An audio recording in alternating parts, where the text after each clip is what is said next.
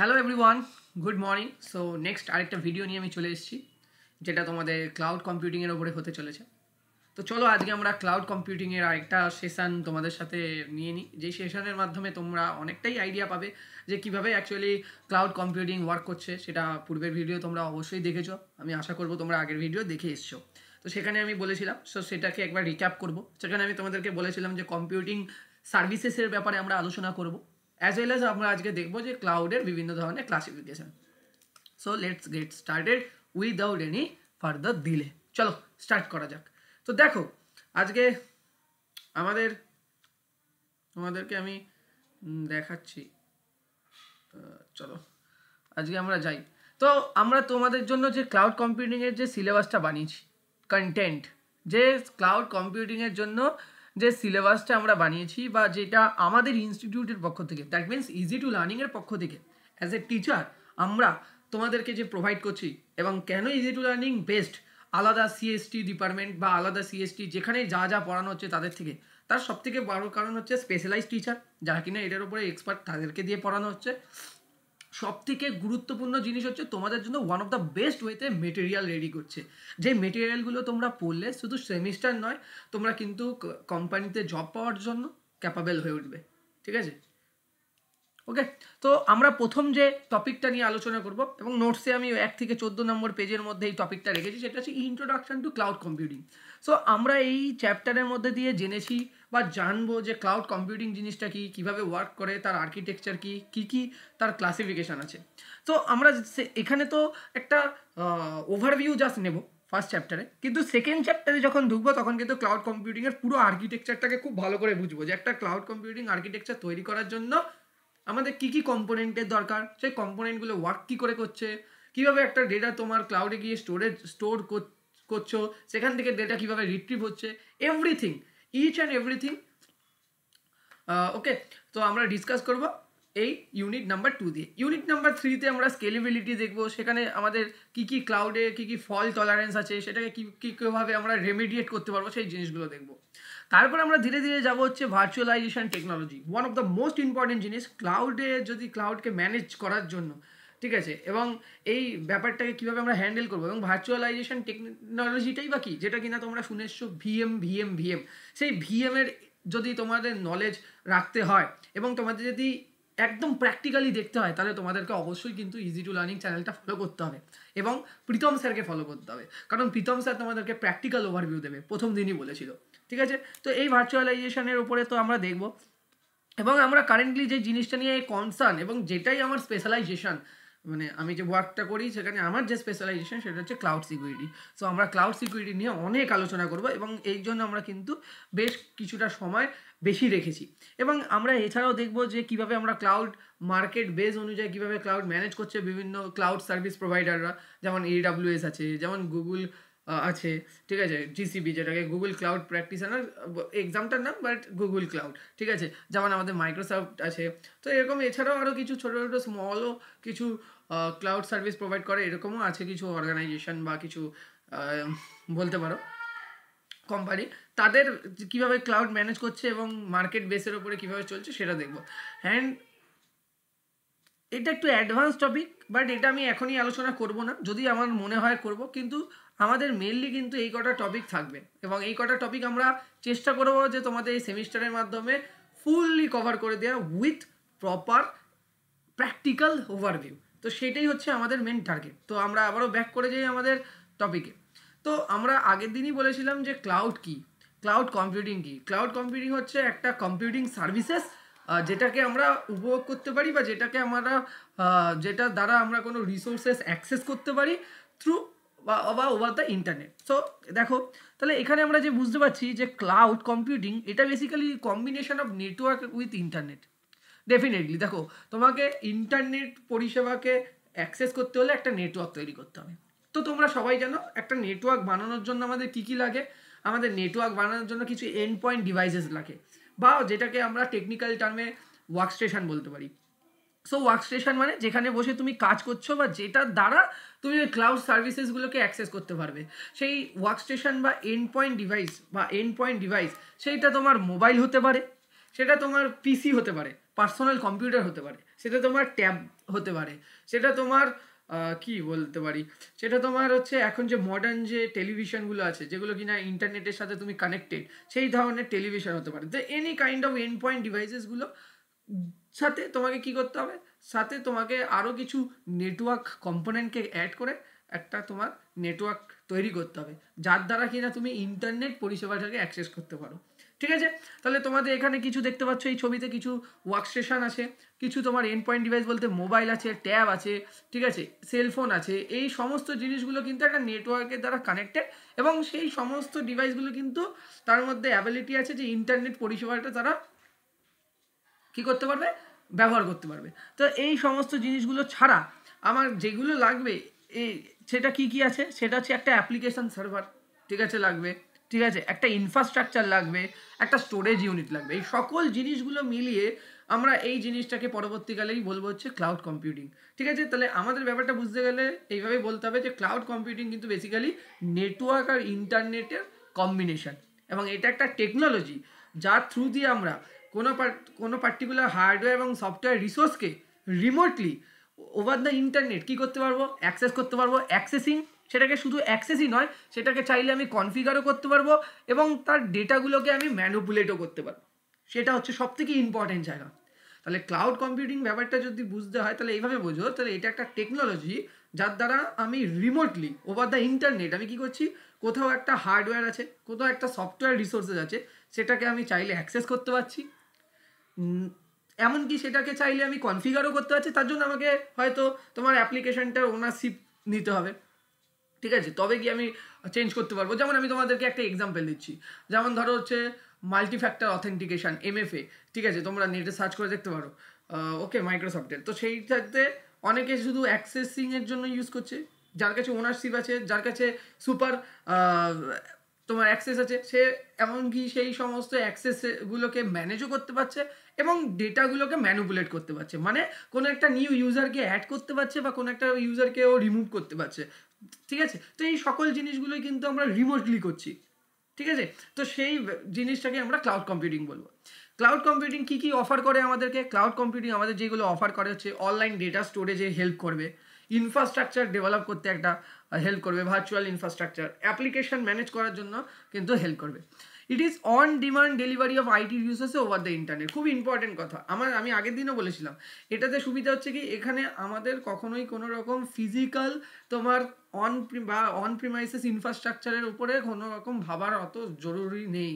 আমাদের যখন যেমন ডিমান্ড ওয়াইজ আমরা কি করতে পারি, আমরা সার্ভিসেসগুলোকে রেন্ট নিতে পারি বা সার্ভিসেসগুলোকে আমরা সাবস্ক্রাইব করতে পারি, এবং এই সমস্ত জিনিসগুলো আমার অনেক বেশি আমার বিজনেসকে, আমার মানে ইন্ডিভিজুয়াল বিজনেস বা মাল্টিপল বিজনেসে কি করবে, ওভারঅল গ্রোথ এবং স্কেলেবিলিটিকে হেল্প করবে। তো এই জন্য ক্লাউড কম্পিউটিং কিন্তু এখন এত ইম্পর্টেন্ট। ঠিক আছে, কারণ এক্ষুনি আমি যে কথাটা বলবো এখানে সেটাই লেখা আছে, দেখো, instead of buying, owning and maintaining the physical data centre and server, one can access technology services such as computing power, storage, database on an as needed basis from a cloud server. মানে আমাদের যখন দরকার হবে, যে সময় আমাদের দরকার হবে, সেই সময়ের রেসপেক্টে আমি কি করতে পারি, আমি কিন্তু এই কম্পিউটিং পাওয়ার, স্টোরেজ, ডেটাবেসগুলোকে অ্যাক্সেস করতে পারি, ঠিক আছে, কনফিগার করতে পারি আমার যদি দরকার হয় আমার পার্টিকুলার বিজনেস পয়েন্ট অফ ভিউয়ের থেকে।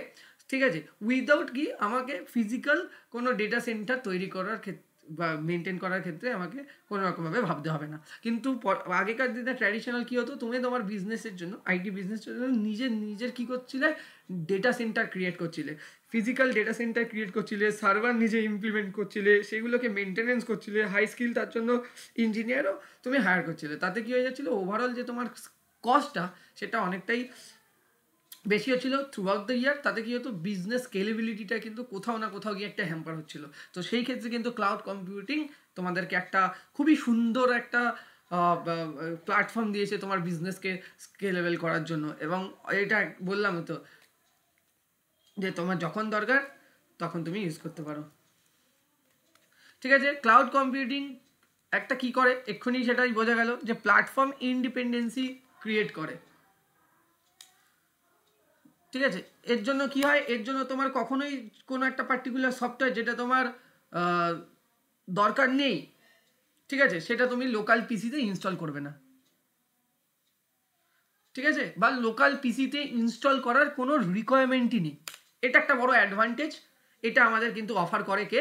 এটা অফার করে একটা ক্লাউড কম্পিউটিং প্ল্যাটফর্ম। তো ক্লাউড কম্পিউটিং প্ল্যাটফর্ম আমাকে ইন্ডিপেন্ডেন্সি একটা প্রোভাইড করছে, ঠিক আছে, হয়ে গেল। ক্লাউড কম্পিউটিং এর দ্বারা, ক্লাউড কম্পিউটিং সিস্টেমের দ্বারা আমি কি করতে পারছি?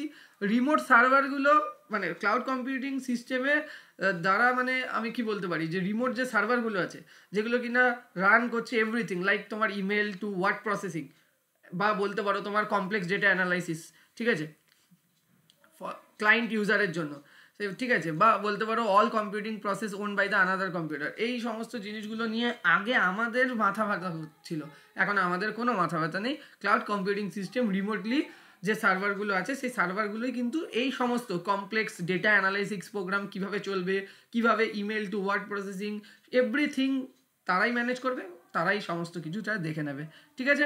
তো ক্লাউড তাহলে অ্যাকচুয়ালি কী দেখতে পাচ্ছি? Cloud can provide services over public and private network. হ্যাঁ, এবার হচ্ছে ব্যাপার হচ্ছে আমি একটা ক্লাউড সার্ভিসেস নিলাম কোনো একটা ক্লাউড সার্ভিস প্রোভাইডারের কাছে, সেটা আমি প্রাইভেট নেটওয়ার্কের রেসপেক্টে নিতে পারি, পাবলিকের নেটওয়ার্কের রেসপেক্টে আমি কিন্তু তোমার সার্ভিসেসগুলোকে অ্যাকসেপ্ট করতে পারি, ঠিক আছে। এবং পাবলিক এবং প্রাইভেট নেটওয়ার্ক, এবং অবশ্যই প্রথমেই আমি বলেছিলাম যে ক্লাউড কম্পিউটিং দুটোর কম্বিনেশন হয়, একটা নেটওয়ার্ক, একটা উইথ ইন্টারনেট। তাহলে এখানে নেটওয়ার্ক বলতে আমরা জিওগ্রাফিক্যাল রেসপেক্টে জানি যে তুমি ওয়ান ইউজ করতে পারো, ল্যান ইউজ করতে পারো, অথবা ভিপিএন ইউজ করতে পারো। এছাড়াও যে সমস্ত অ্যাপ্লিকেশানে ক্লাউড সার্ভিস প্রোভাইড, মানে ক্লাউড কম্পিউটিংয়ের কনসেপ্টগুলো লাগছে আজকালকার দিনে, সেটা হচ্ছে আমি আগেও বলেছি ইমেল, ওয়েব ওয়েব যে তোমার কন্টেন্ট ডেলিভারিংগুলো হয় সেগুলো, তারপর হচ্ছে কাস্টমার রিলেশন ম্যানেজমেন্ট, সিআরএম, ঠিক আছে, এই সমস্তগুলো কিন্তু ইউজিং ক্লাউড সার্ভিসেসের মাধ্যমে আজকে হয়ে চলেছে বা আজকে হচ্ছে। তো এই হলো একটা বড় ব্যাপার। ক্লাউড কম্পিউটিংয়ের অ্যাডভান্টেজ কি? আমি সবাই আগের দিনও বলেছি, ক্লাউড কম্পিউটিংয়ের সবথেকে বড় অ্যাডভান্টেজ হচ্ছে ব্যাকআপ অ্যান্ড রিস্টোর ডেটা। তোমরা নিশ্চয়ই দেখেছো যে তোমাদের হোয়াটসঅ্যাপের সাথে যদি তোমাদের গুগল ড্রাইভ, মানে গুগল অ্যাকাউন্টটাকে কানেক্ট করে রাখো, কারণ ওটা তোমার ব্যাকআপ নেয়, তোমার হোয়াটসঅ্যাপের ডেটা ব্যাকআপ নিচ্ছে, ঠিক আছে। এছাড়াও তোমার মোবাইলের ডেটাও তোমার কিন্তু ব্যাকআপ হয়ে যাচ্ছে তোমার কোথায়? গুগল ড্রাইভে, তাই না, যেটা কিনা তোমার গুগল জিমেল অ্যাকাউন্টের সাথে লিঙ্ক। তাহলে তোমার ডেটা কিন্তু স্টোর হয়ে থাকছে ক্লাউডে। তাহলে তোমার কি হয়ে গেল? তোমার যদি মোবাইলটা লস্ট হয়ে যায় বা মোবাইলটা ব্রেক হয়ে যায়, তখন তুমি কি করতে পারছো? তুমি ইজিলি, তোমার যেহেতু ক্লাউডে সমস্ত ডেটাগুলো স্টোর রয়েছে, ঠিক আছে, তুমি কি করছো? তুমি যখন নতুন মোবাইল কিনছো, যখন তুমি আবার ওই জিমেল আইডি দিয়ে লগ ইন করছো বা আবারও জিমেল আইডি দিয়ে তোমার নিউ মোবাইলটাকে লিঙ্ক করাচ্ছ, তোমার সমস্ত যে ডেটাগুলো তোমার ক্লাউডে স্টোরেজ ছিল সমস্ত ডেটা কিন্তু তুমি পেয়ে যাচ্ছ। তাহলে তোমার ফিজিক্যাল ডিভাইসের ব্রেক, মানে ড্যামেজ বা তোমার ডিস্ট্রয় হয়ে গেলেও তোমার কিন্তু এখানে কোনো রকম ভয় থাকছে না তোমার যে ইম্পর্টেন্ট কনফিডেন্সিয়াল অ্যান্ড তোমার যে ইম্পর্টেন্ট রিসোর্সেসগুলো সেগুলোকে হারিয়ে ফেলার। সেটা কিন্তু একটা বড় অ্যাডভান্টেজ আমাদের ক্লাউড কম্পিউটিংয়ের রেসপেক্টে, বা ক্লাউড কম্পিউটিং টেকনোলজির একটা বড় অ্যাডভান্টেজ বলতে পারো। কারণ আমরা ইজিলি কী করতে পারছি? Get back up and restore the data using the cloud computing technology, right? So এইগুলো একটা বড় কিন্তু অ্যাডভান্টেজের জায়গা আমরা দেখতে পাচ্ছি ক্লাউড কম্পিউটিংয়ের। সেকেন্ড পয়েন্ট হচ্ছে কোলাবোরেশনে একটা বড় ইমপ্রুভমেন্ট দেখা যাচ্ছে। কারণ ক্লাউড অ্যাপ্লিকেশনের মধ্যে একটা কি হয়, ক্লাউড অ্যাপ্লিকেশনের থ্রু দিয়ে আমরা একটা কোলাবোরেশন ইমপ্রুভ করতে পারি, কারণ গ্রুপ অফ পিপলকে আমরা ইনফরমেশান শেয়ার করতে পারি ইউজিং ক্লাউড, এবং সেটা খুব কুইকলি হয় এবং ইজিলি হয়। তো এটা একটা কিন্তু একটা ভালো দিক বা ভালো পয়েন্ট আমরা দেখতে পাচ্ছি। নেক্সট যেটা আমরা দেখতে পাচ্ছি সেটা হচ্ছে এক্সিলেন্ট অ্যাক্সেসিবিলিটি, ঠিক আছে। যারা অথরাইজ পারসন তাদের থ্রু দিয়ে তুমি কি করতে পারছো? তুমি কিন্তু অ্যাক্সেস এবং ডেটাকে তুমি স্টোর করতে পারছো, এবং সেই ডেটাকে অ্যাক্সেস বা স্টোর করার যে ব্যাপারটা সেটা খুব কুইকলি এবং ইজিলি হচ্ছে, এবং যেখান দিয়ে খুশি হতে পারছে। ধরো লেটসে আমি বললাম আমি গুগল ড্রাইভে তোমাকে কোনো একটা ডেটা পাঠানোর দরকার ছিল, ঠিক আছে, সেই ডেটাটা আমি ইমিডিয়েটলি পাঠাবো, এবং সেটা ডেটা অনেক লার্জ ডেটা, যেটা কিনা আমি হোয়াটসঅ্যাপের থ্রু দিয়ে পাঠাতে পারছি না, লেটসে বলছি আমি, ঠিক আছে, মানে যাচ্ছে না। তখন আমি কি করলাম? আমি যাকে পাঠাবো তাকে আমি অ্যালাউ অ্যাক্সেস প্রোভাইড করে দিলাম, মানে সে আমার গুগল ড্রাইভের ওই পার্টিকুলার ফোল্ডারটাকে অ্যালাউ অ্যাক্সেস করতে পারবে, এবং ওই ফোল্ডারে তার রিকোয়ারমেন্ট অনুযায়ী যাবতীয় জিনিসগুলো আমি প্রোভাইড করে দিলাম।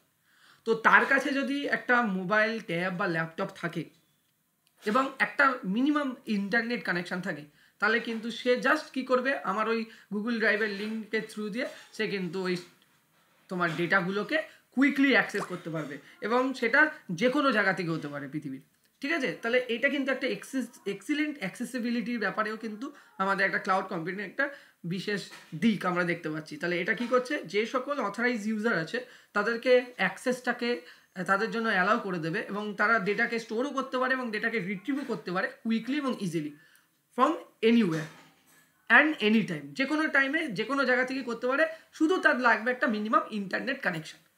তার মানে বেসিক্যালি কী হলো, তার মানে এখান থেকে যেটা আমরা দেখতে পাচ্ছি আলটিমেটলি আমাদের কিন্তু প্রোডাক্টিভিটিটা ইনক্রিজ হয়ে গেল অ্যাজ ওয়েল অ্যাজ এফিসিয়েন্সিও ইনক্রিজ হয়ে গেল। এটা অর্গানাইজেশনের রেসপেক্টে ভাবো, পার্সোনাল পয়েন্ট অফ ভিউ থেকে ভাবো, এই দুটো দিক থেকে কিন্তু আমরা আলটিমেটলি একটা দেখতে পাচ্ছি যে প্রোডাক্টিভিটি ইনক্রিজ হচ্ছে এবং এফিসিয়েন্সিও ইনক্রিজ হচ্ছে। তো এটা একটা গুড পয়েন্ট। আচ্ছা, নেক্সট হচ্ছে লো মেনটেনেন্স কস্ট। অবশ্যই ক্লাউড কম্পিউটিং আসার পরে আমাদের নিজেদের আর অন প্রিমাইসেস এবং আমি আগেও বলেছি আমাদের নিজেদের যে আমাদের যে ডেটা সেন্টার সেইখানে তৈরি করার বা সেইটার ম্যানেজমেন্ট, সেটার জন্য হায়ার মানে হাইলি স্কিল ইঞ্জিনিয়ার, এই সমস্ত জিনিস নিয়ে কিন্তু আমাদের ভাবনা চিন্তাটা অনেকটাই কমে গেছে। তাহলে অর্গানাইজেশনের যে মেনটেনেন্স কস্টটা ছিল সফটওয়্যার এবং হার্ডওয়্যারে, সেটা কিন্তু রিডিউস হয়ে গেছে ক্লাউড কম্পিউটিংয়ের জন্য। তো ক্লাউড কম্পিউটিং কিন্তু এই দুটো জিনিস হার্ডওয়্যার এবং সফটওয়্যার মেনটেন্স কস্টটাকে যেহেতু রিডিউস করেছে, এই জন্য আমরা বলতে পারি যে ক্লাউড কম্পিউটিং কিন্তু তোমার লো মেনটেন্স কস্ট প্রোভাইড করে দিয়েছে প্রত্যেকটা আইটি অর্গানাইজেশনকে। এটা একটা বড় গুড পয়েন্ট। ঠিক আছে, নেক্সট হচ্ছে মোবিলিটি। মোবিলিটিটা কি, ক্লাউড কম্পিউটিং ইজিলি, আবারও বললাম ক্লাউড ডেটাকে তুমি অ্যাক্সেস করতে পারবো যে কোনো জায়গায়। ঠিক আছে, তুমি যদি এবার যদি হিউজ সাবস্ক্রিপশন বেসিস মডেল না, তো তুমি আলটিমেট স্টোরেজ ক্যাপাসিটি পাবে। তোমরা যদি নর্মাল দেখো প্রত্যেকটা গুগল অ্যাকাউন্টের মানে তোমার ব্যাকে 15 GB করে তোমাকে কিন্তু নর্মালি তোমার ফ্রি স্টোরেজ প্রোভাইড করে। তারপরে যদি তুমি স্টোরেজ নিতে চাও 200 GB 1 TB, তাহলে তোমাকে একটা মিনিমাম একটা সাবস্ক্রিপশন মডেলের জন্য মিনিমাম কস্ট বেয়ার করতে হবে এবং তুমি একটা হিউজ অ্যামাউন্ট অফ স্টোরেজ পেয়েও যাবে এবং সেই স্টোরেজে তোমার যে ডেটাগুলো আছে সেই ডেটাগুলো সিকিওর আছে কি না, সেই ডেটাগুলো লস্ট হয়ে গেলে কি হবে বা এই হবে কি হবে, এই সমস্ত যে মাথা তোমার থাকা উচিত, মানে তুমি আগে ভাবতে, সেইটা নিয়ে কিন্তু ভাবতে হবে না। সেটা কিন্তু পুরোটাই তোমার সেই নিয়ে তোমাকে বদার করার কোনো জায়গা নেই, সেটা নিয়ে পুরোটাই টোটালটা ভাবনা চিন্তার কাজ হচ্ছে তোমার ক্লাউড সার্ভিস প্রোভাইডারে, যার কাছে তুমি ডেটাগুলো স্টোরেজ রেখে যাও। ঠিক আছে, ঠিক আছে, তাহলে cloud offers a huge amount of storage capacity for storing our data such as document, images, audio, video, ঠিক আছে, ইন ওয়ান প্লেস। এটা কিন্তু একটা গুড পয়েন্ট। আর একটা সেকেন্ড পয়েন্ট হচ্ছে ডেটা সিকিউরিটি। এবার হচ্ছে ব্যাপার, ক্লাউড কম্পিউটিংয়ের সব থেকে যে ইম্পর্টেন্ট এবং বিগেস্ট অ্যাডভান্টেজ আমরা দেখতে পারি সেটা হচ্ছে ডেটা সিকিউরিটি। কারণ ক্লাউড কম্পিউটিং কিন্তু বিভিন্ন ধরনের ফিচার্স প্রোভাইড করে রিলেটেড টু সিকিউরিটি, যেগুলো কিনা তোমার ডেটাটাকে এনশিওর করে যে হ্যাঁ ভাই তোমার ডেটাটা ভাই এখানে সেভ আছে, তোমার কোনো চিন্তা নেই। ঠিক আছে, তো এই হলো ব্যাপার। এই জিনিসগুলো আমরা ক্লাউড কম্পিউটিংয়ের অ্যাডভান্টেজের মধ্যে দেখলাম এবং এটা তোমাদের এক্সামেও আসে, তো তোমরা একটুখানি দেখো। ঠিক আছে, তো এইটা হলো ব্যাপার। তো আমরা নেক্সট যাব, নেক্সট পেজে আমরা যখন যাব সেখানে আমরা দেখব হচ্ছে তোমার কি, সেখানে আমরা দেখব হচ্ছে তোমার এখানে আমাদের ডিসঅ্যাডভান্টেজ। তো আমরা এখানে যদি ডিসঅ্যাডভান্টেজের কথা বলি, আমি একটা জিনিস তোমাকে বলেছিলাম যে আমাদের এনিওয়্যার এবং এনি টাইম তুমি ডেটাটাকে অ্যাক্সেস করতে পারবে, তার জন্য যে মিনিমাম রিকোয়ারমেন্ট আছে সেটা হচ্ছে ইন্টারনেট। কারণ ক্লাউড সার্ভারগুলোকে যদি তোমার অ্যাক্সেস করতে হয় তাহলে তোমাকে কিন্তু ইন্টারনেটের থ্রু দিয়েই অ্যাক্সেস করতে হবে।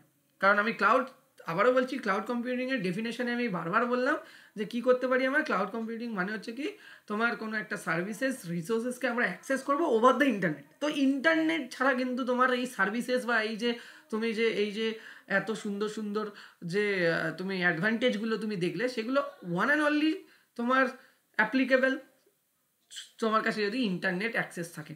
এবার এই হলো ব্যাপার, তোমার কাছে যদি ইন্টারনেট অ্যাক্সেস না থাকে তাহলে কিন্তু ক্লাউড সার্ভিস মডেলটা ওয়ার্ক করবে না। এবং শুধু তাই নয়, তোমাকে কিন্তু একটা গুড ইন্টারনেট কানেক্টিভিটি দরকার হবে। তাহলে এখানে একটা আমরা দেখতে পাচ্ছি একটা ছোট্ট, এখান থেকে আমরা একটা পয়েন্ট বার করতে পারছি যে ক্লাউড কম্পিউটিংয়ের ক্ষেত্রে যে বড় ডিসঅ্যাডভান্টেজ পয়েন্টটা আমাদের চোখের সামনে আসছে আজকে, সেটা হচ্ছে ইন্টারনেট কানেক্টিভিটি। যেখানে আমাদের ইন্টারনেট কানেক্টিভিটি নেই, so if there is no good internet connectivity or no internet connection, then data cannot be accessed properly, correct? কারণ ক্লাউড সার্ভিস মডেল ইন্টারনেটের উপরে লাই করছে, তাহলে তুমি ডেটাকে অ্যাক্সেস করতে পারবে না প্রপারলি, বা ডেটাকে তুমি অ্যাক্সেসই করতে পারবে না ধরে নাও তোমার কাছে যদি মিনিমাম ইন্টারনেট কানেকশন বা কানেক্টিভিটি না থাকে। এটা একটা ব্যাপার। ঠিক আছে। এবার হচ্ছে ভেন্ডার লুকিং, ভেন্ডারের অনেক সমস্যা থাকে বিভিন্ন ধরনের, এটা একটা বিগেস্ট ডিসঅ্যাডভান্টেজ ক্লাউড কম্পিউটিংয়ের। এর জন্য অনেক ছোট বড় স্মল সাইজ বলো লার্জ সাইজ বলো, বিশেষ করে স্মল সাইজ মানে স্টার্ট আপ কোম্পানিগুলো প্রচুর প্রবলেম ফেস করে আমি বলছি, ঠিক আছে। তাদের যখন ওয়ান সার্ভিসেস থেকে বা ওয়ান ভেন্ডার টু আনাদার ভেন্ডারে কোনো একটা কিছু ট্রান্সফার করা হচ্ছে, তখন এই সব ট্রান্সফারিংয়ের সময় বহুত প্রবলেম ফেস করতে হয়, ঠিক আছে। কারণ different vendor different types of platform provide করছে, ঠিক আছে, তার জন্য প্রবলেম ক্রিয়েট হচ্ছে।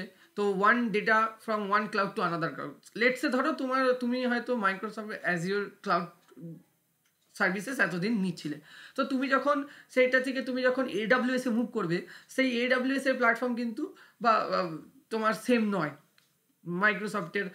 মাইক্রোসফট অ্যাজিওরের মতো। সেইখানে কিন্তু একটা এই মানে তোমার যখন প্ল্যাটফর্ম চেঞ্জ হচ্ছে, ঠিক আছে, তারপর তোমার যখন মুভ করা হচ্ছে data one cloud to another cloud, তখন সেখানে কিন্তু ডিফারেন্ট প্রবলেম ফেস করতে হয়, এটা আমরা নিজের চোখে দেখেছি, তো এটা একটা ব্যাপার।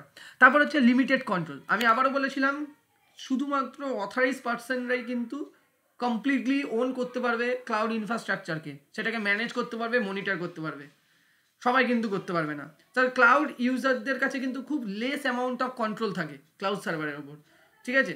তা যাদের কাছে সুপার পাওয়ার আছে, মিনস যারা কিনা ওন করছে ক্লাউড ইনফ্রাস্ট্রাকচারটাকে, তারাই একমাত্র ম্যানেজ করতে পারবে, মনিটর করতে পারবে, চাইলে কোনো একটা অ্যাকাউন্ট কোনো একটা পার্টিকুলার কিছু জিনিসকে রিমুভ করতে পারবে এবং চাইলে আবার অ্যাডও করতে পারবে। বাট যারা কিনা এমনি নর্মাল ইউজার, তারা শুধু অ্যাক্সেস করতে পারবে, কারণ তাদের কাছে শুধুমাত্র হয়তো রিড অপশান আছে, হয়তো ভিউ অপশান আছে, বাট সেটাকে ম্যানেজ করার অপশান নেই, ঠিক আছে। তো আমি তোমাদেরকে পরবর্তীকালে ফ্রি যে টাইম পিরিয়ডটা আছে মাইক্রোসফট অ্যাজিওরের, সেটা খুলে আমি তোমাদেরকে দেখাবো যে কীভাবে একটা ইউজার ক্রিয়েট করা হয়, তাকে পারমিশন কী করে দিয়ে দিতে পারি, তাকে কী কী অ্যাক্সেস দিতে পারি। এই জিনিসগুলো আমরা আপকামিং ডেজে ধীরে ধীরে ধীরে ধীরে যখন আমরা ক্লাউড কম্পিউটিংয়ের সম্বন্ধে বুঝতে থাকবো, তখন আমরা কিন্তু এগোবো। তাহলে অ্যাজ উই নো কী দেখতে পাচ্ছি যে ক্লাউড সার্ভিস কিন্তু যারা কমপ্লিটলি ওন করছে, ম্যানেজ করছে এবং মনিটর করছে, ঠিক আছে, সেটা হচ্ছে কি সার্ভিস প্রোভাইডার। বাট এমনি নর্মালি ক্লাউড ইউজার যারা আছে, তারা কিন্তু খুব লেস অ্যামাউন্ট অফ কন্ট্রোল থাকে তাদের ক্লাউড সার্ভারের উপরে, ঠিক আছে। সিকিউরিটি যদিও বা আমি একটু আগে বললাম data security one of the biggest advantage point, তবুও বিভিন্ন সিকিউরিটি স্ট্যান্ডার্ডের উপর বেস করে কিন্তু ক্লাউড প্রোভাইডাররা অনেক ধরনের সিকিউরিটি ইস্যুর সম্মুখীন হয়ে থাকে, ঠিক আছে।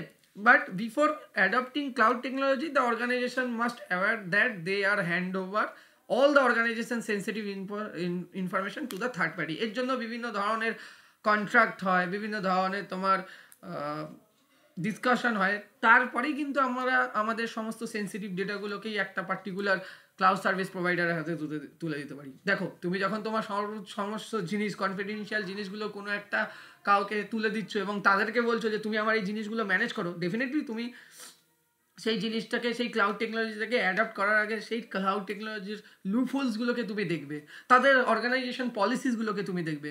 সব থেকে বেশি তুমি যেটা দেখবে অর্গানাইজেশন পয়েন্ট অফ ভিউ থেকে বলছি, সেটা হচ্ছে সিকিউরিটি স্ট্যান্ডার্ড কেমন মেনটেন করছে সেই ক্লাউড সার্ভিস প্রোভাইডাররা, তাই না? তো যেখানে ক্লাউড সার্ভিস প্রোভাইডার তোমাকে বেস্ট সিকিউরিটি স্ট্যান্ডার্ড মেনটেন করে তোমার ডেটাগুলোকে সেফলি রাখছে, তুমি সেই ক্লাউড সার্ভিস প্রোভাইডারকেই তুমি অ্যাকসেপ্ট করবে।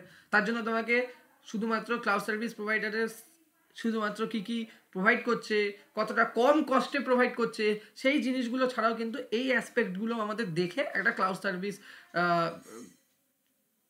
মানে টেকনোলজি, মানে কোন ক্লাউড সার্ভিস টেকনোলজিটা আমাদের জন্য বেস্ট, সেটাকে চয়েস করতে হবে। শুধুমাত্র প্রাইস পয়েন্ট অফ ভিউ থেকে আচ্ছা ও থেকে কম দিচ্ছে নিয়ে নিই, এইরকম হলে কিন্তু হবে না। সেই জায়গাগুলো কিন্তু সব থেকে মেন জিনিস আমি বলবো পার্সপেক্টিভলি, মানে আমার পার্সপেক্টিভে, যে security standard, security policy, security মানে তোমার ডেটা যেভাবে রয়েছে ওখানে, সেইটা নিয়ে ওরা কতটা কনসার্ন, কীভাবে রাখছে, সেইটা কত সেফলি থাকছে, সেই জায়গাগুলো কিন্তু তোমাদের দেখা উচিত, ঠিক আছে। কারণ তুমি তোমার সর্ব মানে জিনিস, ডকুমেন্টস, এভরিথিং তুমি কি করছো, তোমার যত সেন্সিটিভ ইনফরমেশন তুমি একটা থার্ড পার্টিকে দিয়ে দিচ্ছ, হ্যান্ড ওভার করে দিচ্ছ, তা তোমাকে দেখতেই হবে না সেই যে তারা কীরকম সিকিউরিটি ম্যানেজ করছে। দেখা গেল এমন একটা ক্লাউড সার্ভিস প্রোভাইডারের থ্রু থেকে তুমি ক্লাউড টেকনোলজি নিয়েছো, তোমার সেন্সিটিভ ইনফরমেশনগুলো রেখেছো, তাদের সিকিউরিটি ইস্যু ছিল, তো হ্যাকাররা হ্যাক করলো, ব্যাস তোমারও ইনফরমেশন সব লিক হয়ে গেল। তাহলে সেই সমস্ত জায়গাগুলোর কথা ভেবে কিন্তু আমাদের যেতে হবে। তাহলে দেখো, এই জন্যই আমি বলছি, while sending the data on the cloud, there may be a chance that your organisation information hacks by the hacker. তো এই জায়গাগুলো কিন্তু একটু খেয়াল রেখেই কিন্তু আমাদেরকে ক্লাউড কম্পিউটিং টেকনোলজি অ্যাডাপ্ট করতে হবে। তো this are some important disadvantage, ঠিক আছে, over the advantage point of cloud computing. তো এইগুলো হচ্ছে বেসিক্যালি ব্যাপার যেগুলো আজকের ক্লাসে আমাদের ইম্পর্টেন্ট বলে মনে হয়েছে, আমাদের ডিসকাস করবো বলে মনে হয়েছে, এবং এইগুলো কিন্তু এক্সামেও তোমাদের আসতে পারে। এবং তোমরা যদি অ্যাজ এ সিভিতে ক্লাউড কম্পিউটিং টেকনোলজি দাও, তখন কিন্তু ইন জেনারেল কেস আমরা ইন্টারভিউতে তোমাদের কাছে এগুলোই জানার চেষ্টা করব যে তোমরা ক্লাউড কম্পিউটিংয়ের সম্বন্ধে বেসিক আইডিয়াটুকুনি রাখছো কিনা, যে আমরা একটা ক্লাউড সার্ভিসেস কী বেসিসে নেব, কী কী জিনিস দেখা উচিত, কী কী problem actually cloud computing cloud technology face করতে পারে, বা সেইগুলোকে আমরা রেমিডিয়েট করবো কী করে। এই জায়গাগুলোই বেসিক্যালি আমরা নর্মালি তোমাদের কাছ দিয়ে এক্সপেকটেশন রাখবো, বা তোমরা করতেও পারবে আশা করছি। আচ্ছা, নেক্সট আমরা যেটা বলতে চাচ্ছিলাম যে কম্পিউটিং, যে আমি তোমাদেরকে আগেও বলেছিলাম যে আমরা ক্লাউড কম্পিউটিংয়ের যে প্রিন্সিপাল, সেখানে আমরা দেখেছিলাম যে কম্পিউটিং পাওয়ার। সো কম্পিউট পাওয়ার মানে কি? দেখো, কম্পিউট পাওয়ার মানে হচ্ছে তুমি একটা কোনো ইমেল সেন্ড করছো, বা ধরো তুমি অনলাইনে কোনো রিজার্ভেশন করছো, সেটা ট্রেনের টিকিট হতে পারে, সেটা প্লেনের টিকিট হতে পারে, বা হোটেল হতে পারে। তোমরা এখন কি করো? তোমরা এখন ইন্টারনেটের মাধ্যমে বিভিন্ন ধরনের অনলাইন প্ল্যাটফর্মে পে করছো বিল, রাইট? তো এমনকি তুমি চাইলে মাইক্রোসফটের, বা ধরো তুমি অ্যামাজনের, বা ধরো তুমি গুগলে কি করছো, লার্নিং মডিউলগুলোও তুমি পড়ছো। এই প্রত্যেকটা জিনিসই তোমাকে কি করছে, একটা ক্লাউড বেস তোমাকে একটা সার্ভারের সাথে কিন্তু ইন্টারাক্ট করাচ্ছে, রাইট? তো এই যে ক্লাউড বেস সার্ভারের সাথে ইন্টারাক্ট করাচ্ছে, এইটা করছে কি? এইটা করার জন্য একটা প্রসেসিং ইউনিট রাখছে, যে প্রসেসিং ইউনিটটা তোমার প্রত্যেকটা রিকোয়েস্টকে, ইচ অ্যান্ড এভরি রিকোয়েস্টকে তোমার অ্যাকসেপ্ট করছে, এবং তোমাকে তার রেসপেক্টে একটা রেসপন্স রিটার্ন করছে। তো এই জন্য আমাকে একটা হেভিলি হাই কনফিগার কিন্তু কম্পিউটিং তোমার কি বলবো এনভায়রনমেন্ট ক্রিয়েট করতে হবে, ঠিক আছে? তাহলে অ্যাজ এ কনজিউমার, তুমি অ্যাজ এ কনজিউমার, আমরা কিন্তু সার্ভিসেসগুলো নিচ্ছি, তাই না, বিভিন্ন ধরনের ক্লাউড সার্ভিস প্রোভাইডারের কাছে, ঠিক আছে? এবং এই সমস্ত জিনিসগুলোই কি হচ্ছে, থ্রু তোমার ইন্টারনেটের মাধ্যমে কিন্তু হচ্ছে। তাহলে এইটা হয়ে গেল ব্যাপার। এবং এই যে একটা বিশাল যে এই যে ঘটনা, যে তুমি ইমেল কমিউনিকেশন করছো, তুমি একটা অনলাইনে বিল পে করছো, বা তুমি একটা হোটেল রিজার্ভেশন করছো, ঠিক আছে? এই জন্য যে আমি যে কম্পিউটিং পাওয়ারের কথা বলছি, তার জন্য যে মোস্ট যে ইম্পর্টেন্ট প্রথম যে তোমার কম্পিউটিং যে তোমার কম্পোনেন্টটা দরকার, সেটা হচ্ছে ভিএম, ভার্চুয়াল মেশিন, ঠিক আছে? তারপর তোমাদের কি আছে, কন্টেনার আছে। কন্টেনার কি? কন্টেনার সিমিলার ভার্চুয়াল মেশিন, কিন্তু তাদের কোনো রকম গেস্ট অপারেটিং সিস্টেমের রিকোয়ারমেন্ট নেই। তাহলে ভিএম হচ্ছে লাইক কম্পিউটার বা রিমোটলি ডেস্কটপ। ভিএম বলতে একটা রিমোট ডেস্কটপ, যেই ডেস্কটপটা বেসিক্যালি তুমি তোমার কম্পিউটারে মানে তুমি রিমোটলি অ্যাক্সেস করছো, ঠিক আছে? এটা হচ্ছে ভার্চুয়াল মেশিন। কন্টেনার কি? কন্টেনার হচ্ছে তোমার ভার্চুয়াল মেশিনের মতোই, কিন্তু কন্টেনারের মধ্যে কোনো রকম গেস্ট অপারেটিং সিস্টেমের রিকোয়ারমেন্ট থাকে না, কিন্তু ভিএম এর ক্ষেত্রে আমাদের একটা গেস্ট অপারেটিং সিস্টেমের রিকোয়ারমেন্ট থাকে, ঠিক আছে? ক্লিয়ার হয়েছে? তারপর আরেকটা হচ্ছে যে আরেকটা জিনিস বলতে পারি, সার্ভারলেস কম্পিউটিং। এগুলো হচ্ছে সার্ভারলেস কম্পিউটিং। কি সার্ভারলেস কম্পিউটিং হচ্ছে কোনো একটা অ্যাপ্লিকেশন কোডকে তুমি রান করছো, ঠিক আছে, উইদাউট ক্রিয়েটিং। কোনো অ্যাপ্লিকেশন কোডকে তুমি রান করছো, সেটাকে ক্রিয়েট করা ছাড়াই, বা সেটাকে কনফিগারিং করা ছাড়াই, বা মেনটেন করা ছাড়াই, তখন সেটাকে সার্ভারলেস কম্পিউটিং বলে। এবং এটার ক্ষেত্রে মেন যে ফাংশনটা, সেই ব্যাপারটা হচ্ছে এইরকম, যে তোমার কোড যে আইডিয়াটা, সেটা হচ্ছে যে অ্যাপ্লিকেশনটা আছে, সেই অ্যাপ্লিকেশনের কোডটাকে ব্রেক করে করে একটা সেপারেট ফাংশন তৈরি করে, এবং সেগুলোকে ট্রিগার করা হয় সাম অ্যাকশন, ঠিক আছে? তো এইটাই হচ্ছে সার্ভারলেস কম্পিউটিং। তো এই জিনিসগুলো আমি তোমাদেরকে নোট প্রোভাইড করে দেবো, সার্ভারলেস কম্পিউটিংয়ের ব্যাপারটা কী, বা কী পার্থক্য না পার্থক্য।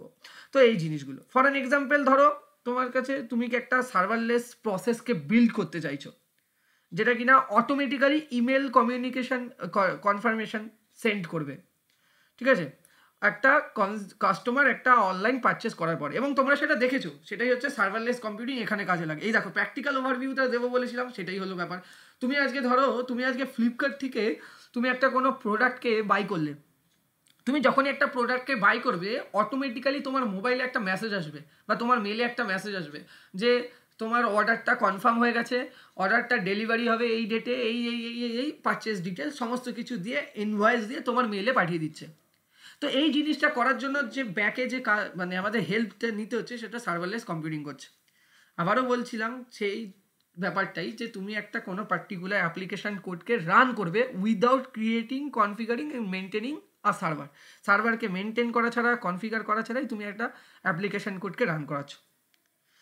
মানে মানে আইডিয়াটাই হচ্ছে তোমার অ্যাপ্লিকেশনটাকে ব্রেক করা হবে অনেকগুলো সেপারেট ফাংশনে এবং সেগুলোকে রান করা হবে যখন সেগুলো ট্রিগার হবে কোনো একটা অ্যাকশনের দ্বারা। কীরকম, যখনই তুমি অ্যাপ্লিকেশনটায় যাচ্ছ ফ্লিপকার্ট, সেই অ্যাপ্লিকেশনকে গিয়ে তুমি যখনই কোনো একটা অর্ডারটায় যখন বাটনটাকে প্রেস করছো, এটা কী করছে, ট্রিগার করছে। অ্যাকশনটা কি, অ্যাকশনটা হচ্ছে যে হ্যাঁ তুমি অর্ডারটা প্লেস করলে, সেই অ্যাকশনের জন্য যে ট্রিগারটা হলো, ওই ট্রিগারের জন্য অটোমেটিক্যালি তোমার কী হয়ে গেল, তোমার একটা ইমেল কমিউনিকেশনস ক্রিয়েট হলো এবং সেই ইমেল তোমাকে সেন্ড করে দেওয়া হলো অ্যাকর্ডিং টু ইয়োর বেসিক তোমার যে অ্যাকাউন্ট যে ডিটেলস আছে তার উপরে। কারেক্ট? তো এই বেসিক্যালি এই ব্যাপারটাকেই সার্ভারলেস কম্পিউটিং বলে। কম্পিউটিং পাওয়ারের ব্যাপারে তোমরা জানতে চাইছিলে, একটা এক্সাম্পল দিলাম, তাহলে বুঝতে পেরেছো? তাহলে তুমি এমনই একটা প্রসেস, সার্ভারলেস প্রসেস ক্রিয়েট করলে যখনই কোনো ইউজার অটোমেটিক্যালি তোমার কোনো একটা অর্ডার পারচেস করলো, তাকে কিন্তু একটা ইনভয়েস সহ একটা মেল পাঠিয়ে দেওয়া হলো। সার্ভারলেস কম্পিউটিং যদি আজকে না থাকতো তাহলে কি হতো, তাহলে এত হিউজ নাম্বার অফ ইউজারের পারচেসিংয়ের পরে তার কনফার্মেশন মেল করার জন্য আমাকে হাজারো হাজারো লোককে শুধু বসিয়ে রাখতে হতো। এক একজন করে পারচেস করছে, তার রেসপেক্টে একজন করে সুন্দর করে মেল লিখছে, ইনভয়েসটাকে নিচ্ছে, নিয়ে সেটাকে অ্যাটাচ করছে, প্রত্যেকজনের মেল বা মেসেজ SMS-এ টাইপ করে করে পাঠাচ্ছে। টাইম কনজিউমিং, রিলায়েবল নয়, স্কেলেবল নয়। তাহলে ভাবো, তাহলে ক্লাউড কম্পিউটিং আসার জন্য কিন্তু এই সুবিধাগুলো হয়েছে এবং এই সুবিধাগুলো একটা মাত্র কারণেই হয়েছে সার্ভারলেস কম্পিউটিং এই কনসেপ্টটার জন্য। ঠিক আছে? তোমরা এছাড়াও যদি আরও জানার ইচ্ছা হয় সার্ভারলেস কম্পিউটিং কী বা কীভাবে কাজ করে, তা তোমরা এটা নিয়ে আরও রিসার্চ করতে পারো। জাস্ট আমি বেসিক আইডিয়া দিলাম তোমাদেরকে, ঠিক আছে? এছাড়াও কম্পিউটিং পাওয়ারের মধ্যে অবশ্যই একটা স্টোরেজ লাগবে, একটা নেটওয়ার্কিং সেগমেন্ট লাগবে, আর লাস্ট অ্যান্ড ফাইনাল কেস হচ্ছে অ্যানালাইসিস পার্ট লাগবে। ঠিক আছে? তো সার্ভারলেস মডেল কিন্তু বেসিক্যালি আমি আবারও বলছি যে নর্মাল ভিএম যে আছে বা কন্টেনার যে কনসেপ্ট আছে তার থেকে পুরোটাই আলাদা হয়। ঠিক আছে? সার্ভারলেস কম্পিউটিংয়ের যেটা মেন ব্যাপার, তুমি তখনই একমাত্র পে করবে যখন প্রসেসিং টাইমে, যখন তোমার প্রত্যেকটা ফাংশন ইউজড হচ্ছে। মানে আমি এইভাবে বলতে পারি, you only pay for the processing time used by each function as it execute. যখন এটা এক্সিকিউট করছে তখনই তুমি কিন্তু প্রসেস করছো এবং টাকা দিচ্ছ। ফর অ্যান এক্সাম্পল আমি আরেকটাও ভালো করে বলছি, তুমি যখনই অর্ডারটা প্লেস করবে, তুমি সেখানে পেমেন্ট করতে চাইছো। সেই পেমেন্টটা কী করতে চাইছো, নয়তো তুমি অনলাইন পেমেন্ট করবে, নয়তো তুমি, ঠিক আছে, অনলাইন পেমেন্ট করবে মানে তুমি করবে, আরে ফোনপের মাধ্যমে, জিপের মাধ্যমে করবে, বা তুমি নেট ব্যাঙ্কিং ইউজ করবে, বা তুমি ক্যাশ অন ডেলিভারি করবে। তাহলে তুমি তখনই পেটা করবে প্রসেসিং টাইমে, তাই না? এবং সেটা কি হচ্ছে, সেটা কিন্তু used by each function as it execute. মানে তুমি যখনই ওখানে যাচ্ছ, ফোনপের ওই বাটনটাকে ক্লিক করছো, মানে ওই পার্টিকুলার জিনিসটাকে সাম অ্যাকশানের দ্বারা তুমি ট্রিগার করছো বা ইউজ করছো, তখনই কিন্তু তোমার পে অপশানটা আসছে। ধরো তুমি ফোনপে জায়গাটা গিয়ে ক্লিক করলে, তোমার কি হবে, তুমি ইউপিআই আইডিটা দিলে, তার মানে তুমি কিছু একটা অ্যাকশন করলে, সেই অ্যাকশনের রেসপেক্টে কী হলো, কিছু একটা ফাংশন ট্রিগার হলো। তার জন্যই কিন্তু তোমার অটোমেটিক্যালি ফোনপের যে অ্যাপস আছে সেখানে তোমার রিকোয়েস্ট আসলো যে তুমি এত অ্যামাউন্ট পে করো তোমার এই পার্টিকুলার প্রোডাক্টের জন্য, এবং এই রিকোয়েস্টটা পাঠানো হয়েছে এবং এই রিকোয়েস্টটা জেনারেট হয়েছে থ্রু ফ্লিপকার্ট সার্ভিসেস। ঠিক আছে? ব্যাপারটা এইরকম। ওকে, তো এইরকম বিভিন্ন ধরনের জিনিসগুলো তো তোমরা জানোই। বেনিফিট আর কি হচ্ছে, বেনিফিট হচ্ছে, আমি আবারও বলছি, বেনিফিট কি কি আমরা দেখতে পাচ্ছি স্যার? তোমরা বেনিফিটগুলো দেখতে পাচ্ছ যে আমাদের cost effective, pay as you go, তাই না? যখনই তোমার দরকার হবে সেই সময়টার জন্য শুধু পে করো। পে অ্যাজ ইউ গো মডেলে অ্যাকচুয়ালি আমাদের ক্লাউড সার্ভিসেসগুলো চলে, তাই না? তো এখানে এটা একটা বড় অ্যাডভান্টেজ হচ্ছে কস্ট এফিসিয়েন্ট, স্কেলেবল। ঠিক আছে? তারপর হচ্ছে তোমার কি বলবো, সেই এবার তুমি যদি আমাকে জিজ্ঞাসা করো যে স্যার কেন বলছেন যে এটা স্কেলেবল, এটা স্কেলেবল এই কারণেই বলছিলাম যে কারণ প্রত্যেকটা কোম্পানি দুটো ওয়েতে বা দুটো অ্যাপ্রোচে বেসিক্যালি ক্লাউড সার্ভিসগুলোকে, ক্লাউড সার্ভিস টেকনোলজির ওপরে ইনভেস্ট করে থাকে। একটাকে বলা হয় ক্যাপেক্স, আর একটাকে বলা হচ্ছে অপেক্স, বা একটাকে বলা হচ্ছে ক্যাপিটাল এক্সপেন্ডিচার, আর একটাকে বলা হচ্ছে অপারেশনাল এক্সপেন্ডিচার। তো কোম্পানি বেসিক্যালি যেটাতে ফোকাস হয় সেটা হচ্ছে, যেটাকে এখন প্রত্যেকটা কোম্পানি রিডিউস করার চেষ্টা করছে, সেটা হচ্ছে অপারেশনাল এক্সপেন্ডিচারটা। ক্যাপিটাল এক্সপেন্ডিচার মানে হচ্ছে ফিজিক্যাল ইনফ্রাস্ট্রাকচার, ক্যাপিটাল এক্সপেন্ডিচার তো তোমার রিডিউস করার চেষ্টা করছেই, ঠিক আছে, তার সাথে সাথে অপারেশনাল এক্সপেন্ডিচারও রিডিউস করার চেষ্টা করছে। এই পার্টিকুলার কারণের জন্য কিন্তু ক্লাউড টেকনোলজি এত বেশি ফেমাস, ঠিক আছে। তো ক্যাপিটাল এক্সপেন্ডিচার কি স্যার? ক্যাপিটাল এক্সপেন্ডিচার বলতে তুমি কোনো একটা মানিকে স্পেন্ড করছো যেই সমস্ত জায়গাতে, যেগুলো তোমার পার্মানেন্ট খরচা, যেমন ধরো ফিজিক্যাল ইনফ্রাস্ট্রাকচার, ফিজিক্যাল ইনফ্রাস্ট্রাকচারে আপ ফ্রন্ট, ব্যাক ফ্রন্ট যা আছে, তারপর হচ্ছে, ঠিক আছে, এই সমস্ত জিনিসগুলোকে আমরা ফিজিক্যাল ইনফ্রাস্ট্রাকচার বলছি। ধরো তোমার একটা বড় অফিস খুলেছো, সেই অফিসে তোমার ইলেকট্রিক বিল, তোমার ওয়াটার কানেকশান, ইলেকট্রিক কানেকশান, ঠিক আছে, মেনটেনেন্স বলবো না, ইলেকট্রিক কানেকশান, ওয়াটার কানেকশান, তারপর বিল্ডিং এস্টাবলিশ করা, তাকে ফার্নিশ করা, এই সমস্ত জিনিসগুলোর জন্য যে খরচাটা হচ্ছে, সেই খরচাটাকে আমরা ক্যাপিটাল এক্সপেন্ডিচার বলছি, ঠিক আছে। এটা কি হচ্ছে, এটা তোমার প্রত্যেকবার তুমি যে ট্যাক্সের বিল দিচ্ছ, সেই ট্যাক্সের বিলের সময় এই এক্সপেন্সটাকে ডিডাক্ট করে মানে তোমার ধরা হচ্ছে সমস্ত জিনিস, ঠিক আছে। আপফ্রন্ট কস্ট আছে সেই জিনিসগুলো, এবং এই জিনিসটা কি, এটা হচ্ছে একটা পার্মানেন্ট খরচা, এবং এই যে তুমি যে বেয়ারটা করলে, এটা ওভার দ্য টাইম তোমার কি হয়ে যাবে, তোমার কিন্তু এর ভ্যালু রিডিউস হবে। লাইক তুমি আজকে তোমার তোমার কাজের জন্য তুমি একটা ল্যাপটপ কিনেছো, সেই ল্যাপটপটা তুমি ইউজ করছো তোমার কাজের পারপাসে, ঠিক আছে, এটা হচ্ছে ক্যাপিটাল এক্সপেন্ডিচার, কারণ এটা তোমার একটা অর্গানাইজেশনের জন্য তোমাকে এই ল্যাপটপটা কিনতে হলো, বা এই পার্টিকুলার জিনিসটা কিনতে হলো, যার দ্বারা তুমি তোমার অপারেশনটাকে ক্যারি ফরওয়ার্ড করছো। এবার এই যে ডিভাইসটা তুমি আজকের মার্কেটে যেই টাকা দিয়ে কিনলে, ওভার দ্য টাইম এই ডিভাইসটার কিন্তু আর সেম প্রাইস থাকবে না, সেই ডিভাইসটা কিন্তু ধীরে ধীরে ধীরে ধীরে ধীরে ধীরে তার প্রাইস কমতে থাকবে। সেইটার কথাই আমরা বলছিলাম, যে যেই সমস্ত ইনভেস্টমেন্টগুলো আমরা সাধারণত করে থাকি কোনো একটা পার্টিকুলার আইটি ইনফ্রাস্ট্রাকচার ডেভেলপ করার জন্য, এবং সেইগুলো কিন্তু ওভার দ্য টাইম তার ভ্যালু কিন্তু রিডিউস হয়ে যায়। ল্যান্ডের কথা বলছি না, ল্যান্ড ফ্যান্ডের কথা ভাবলে তুমি ভাববে যে ওখানে তো অন্য কনসেপ্ট লাগাচ্ছে। আমি টেকনোলজিক্যাল যে সমস্ত ইনফ্রাস্ট্রাকচার ডেভেলপ করার জন্য যা যা ইকুইপমেন্টগুলো লাগছে, যা যা জিনিস লাগছে, সেগুলো কিন্তু ওভার দ্য টাইম রিডিউস হচ্ছে। তাহলে এই যে জিনিসগুলো, এইগুলো ফিজিক্যাল ইনফ্রাস্ট্রাকচার ডেভেলপ করতে লাগছে, এবং এগুলোকে বলা হচ্ছে ক্যাপিটাল এক্সপেন্ডিচার। এবং এগুলো ক্যালকুলেট করা হয় কখন জানো? যখন ট্যাক্সের বিলটা প্রোভাইড করা হচ্ছে, তখন এগুলোকে ডিডাক্ট করে করা হয়, ওকে, ধরা হয়। আর অপারেশনাল এক্সপেন্ডিচার মানে কি, তুমি কোনো সার্ভিসেসের ওপরে টাকা স্পেন্ড করছো, ঠিক আছে, বা তুমি একটা কোনো প্রোডাক্ট নিয়েছো, সেই প্রোডাক্টটাকে তুমি ইউজ করছো রেন্টাল বেসিসে, তার উপরে তুমি যে টাকাটা পে করছো, সেটা কিন্তু তোমার অপারেশনাল এক্সপেন্ডিচার বলছো, ঠিক আছে, বুঝতে পারছো? কারণ কিন্তু এখানে তোমাদের কোনো আপফ্রন্ট কস্ট নেই, মানে তুমি যতক্ষণ পর্যন্ত সার্ভিসটা প্রোভাইড বা প্রোডাক্টটা তুমি ইউজ করবে, ততক্ষণ পর্যন্ত তোমাকে টাকা দিতে হবে। You pay for a service or product as you use it, ঠিক আছে, ব্যাপারটা বুঝতে পেরেছো? যতক্ষণ বা যখন তোমার ইউজ করার দরকার হবে সার্ভিসেসগুলোকে বা প্রোডাক্টটাকে, তখনের জন্যই, শুধু সেইটুকুনির জন্যই তুমি টাকা দিচ্ছ, তাছাড়া দিচ্ছ না। সেইটা হচ্ছে অপারেশনাল এক্সপেন্ডিচার। এই দুটো জিনিস কিন্তু সমস্ত আইটি ইনফ্রাস্ট্রাকচার ডেভেলপ করার সময়, এই দুটো জিনিস দেখে কিন্তু আমরা ক্লাউড টেকনোলজিকে ইমপ্লিমেন্ট করার চেষ্টা করি, বা ক্লাউড টেকনোলজিকে অ্যাডাপ্ট করি। তো এই দুটো জিনিস কিন্তু মাথায় রাখবে।